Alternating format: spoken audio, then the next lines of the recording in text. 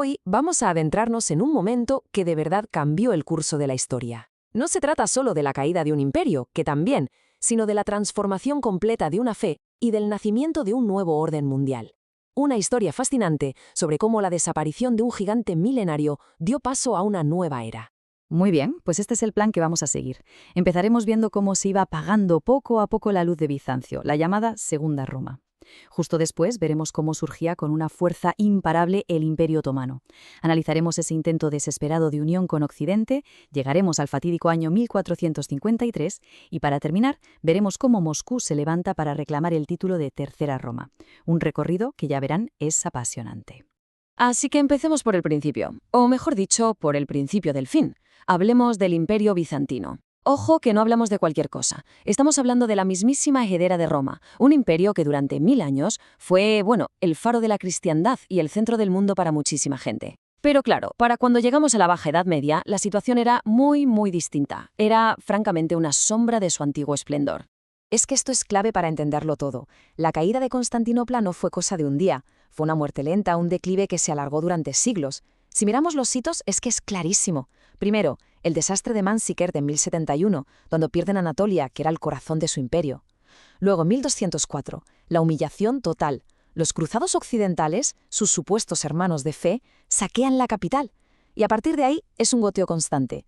Los pequeños principados turcos, los beyliks, van comiéndose su territorio pedazo a pedazo, hasta que al final el gran imperio romano de Oriente era básicamente la ciudad de Constantinopla y muy poquito más a su alrededor.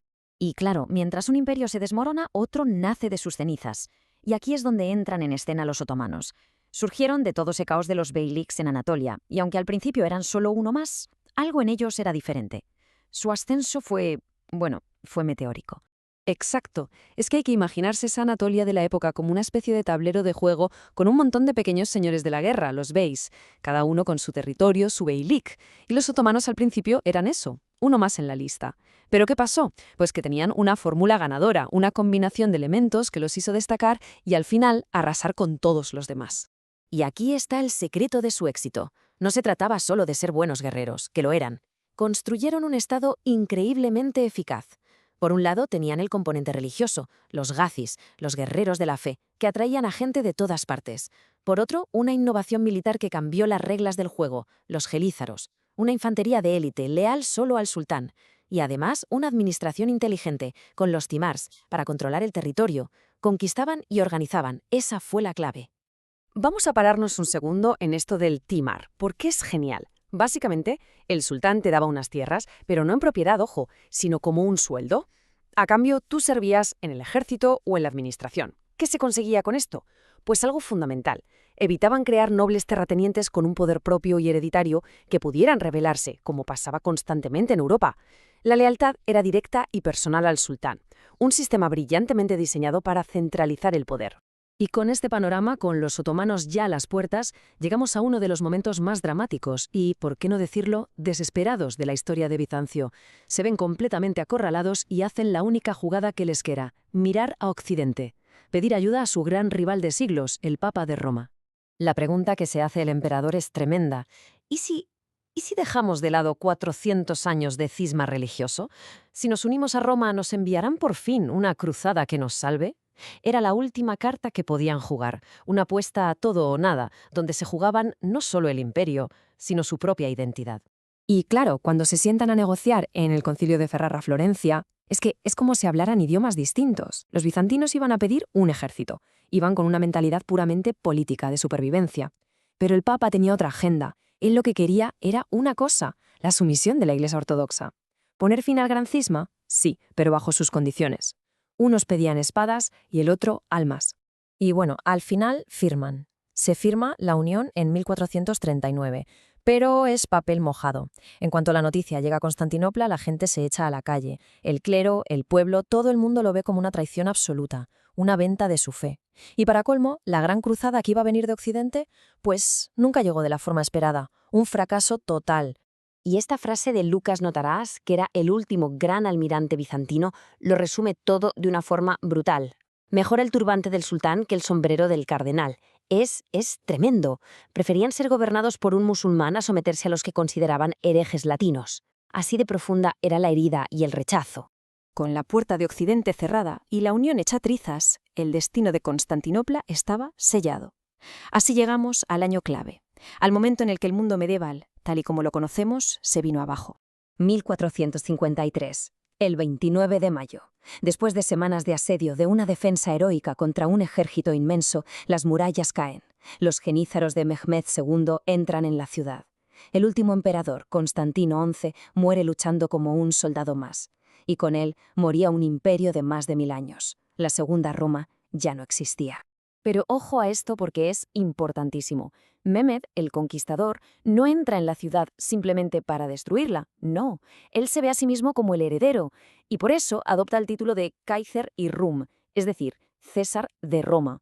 En su mente no estaba acabando con un imperio, lo estaba continuando. Reclamaba para sí todo el legado de Roma. Entonces, ¿qué pasa con el mundo ortodoxo? ¿Desaparece? Pues no. Se transforma radicalmente. Antes de 1453, el centro era Constantinopla, con un emperador cristiano que protegía a la Iglesia. Después, la cosa se complica. El patriarca, la cabeza de la Iglesia, se queda en la ciudad, pero ahora es un súbdito del sultán. Y esto crea un vacío de poder tremendo para todos los ortodoxos que vivían fuera del Imperio Otomano. ¿Quién los lidera ahora? Y como suele pasar en la historia, ese vacío no tardaría en llenarse. De hecho, los otomanos fueron muy pragmáticos con esto. Crearon el llamado sistema de Millet. Básicamente, dejaban que cada comunidad religiosa se autogobernara en sus asuntos internos. Y esto tuvo una consecuencia paradójica. El patriarca de Constantinopla, bajo el sultán, acabó teniendo más poder civil sobre los ortodoxos del imperio del que nunca tuvo bajo los emperadores cristianos. Se convirtió en el etnarca, el líder de su nación religiosa. Y aquí es donde se llena ese vacío del que hablábamos. La Segunda Roma ha caído. El patriarca es un súbdito del sultán. El mundo ortodoxo necesita un nuevo protector, un nuevo centro. Y todas las miradas empiezan a girarse hacia el norte, hacia una potencia en pleno ascenso, Moscú. El ascenso de Moscú es una historia de astucia política y religiosa. Por un lado, se hacen fuertes siendo los recaudadores de impuestos para los mongoles, acumulando poder y riqueza. Y por otro, juegan la carta religiosa a la perfección. Cuando Constantinopla firma la unión con Roma, Moscú dice: nosotros no. Ellos han traicionado la fe. Nosotros somos los únicos que quedamos puros. Y con ese gesto se declaran, de facto, independientes y líderes espirituales. Y el gran movimiento lo hace Iván III, al que llaman el Grande. Hace dos cosas muy simbólicas y muy potentes. Primero, se casa con la sobrina del último emperador bizantino, creando un vínculo de sangre.